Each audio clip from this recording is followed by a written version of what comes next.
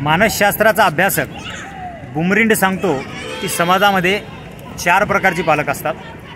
त्याच्यातले पहिले पालक म्हणजे अथॉरिटेरियन पॅरेंट्स, म्हणजे आपल्या विद्यार्थ्यावर अधिकार गाजवणारे पॅरेंट्स।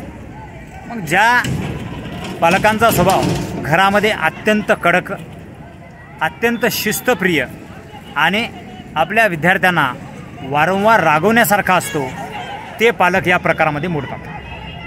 पण अशा तुमच्या रागावण्याने, जास्त कडक वागण्याने विद्यार्थ्यांमध्ये सहजरित्या न्यूनगंड तयार होतो आणि या न्यूनगंडातून आपले विद्यार्थी आपल्यापासून, मी नेहमी सांगितल्याप्रमाणे, ते दुरावतात आणि असे विद्यार्थी समाजामध्ये इतरांसोबत, आपल्या आप्तेष्टांसोबत, मित्रांसोबत वागत असताना हेच विद्यार्थी अगदी संकोचित बुद्धीने वागतात, इतरांसोबत आपला संबंध फार कमी ठेवतात।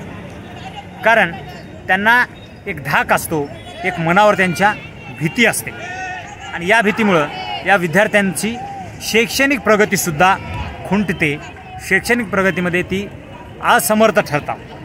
त्यामुळं आपण विद्यार्थ्यांना कितपत रागवलं पाहिजे, केव्हा रागवलं पाहिजे, कसं रागवलं पाहिजे, रागवण्याचा टायमिंग, वेळ, प्रसंग, अवधान आपल्याही पालकांना, आईंना समजले पाहिजे।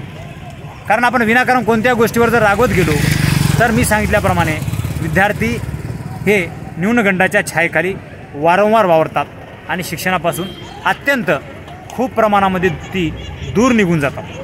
त्यामुळं आपला स्वभाव हा वेळेनुसार रागवत जा, वेळेनुसार अधिकार गाजवत जा।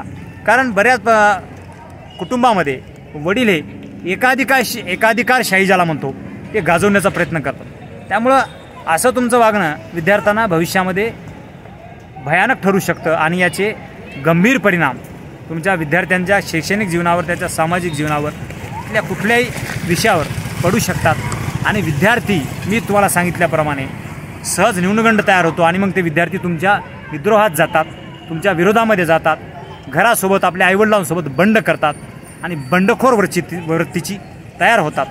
मग अशी बंडखोर विद्यार्थी जर आपल्या संस्कारातून घडत असतील तर याला आळा घालण्यासाठी विद्यार्थ्यांसोबत आपण समन्वयानं, प्रसंग, अवधान बघून त्यांना रागवणं आणि त्यांच्यावर जीव लावणं, ह्या दोन्ही गोष्टी पालकांना सुद्धा करता आल्या पाहिजे।